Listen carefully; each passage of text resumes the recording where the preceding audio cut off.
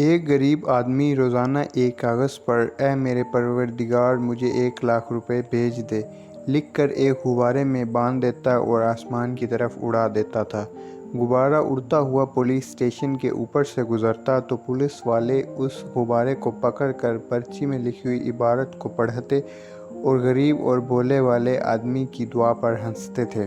ایک روز پولیس والوں نے غبارے میں رکھی ہوئی پرچی پر دعا پڑھی اور اس غریب آدمی کی مدد کرنے کا فیصلہ کیا۔ سب پولیس والوں نے مل کر چندہ اکٹھا کیا، لیکن مشکل سے 50,000 روپے جمع ہوئے اور اس پیسوں کو پولیس والے اس بیچارے غریب کے گھر دے آئے۔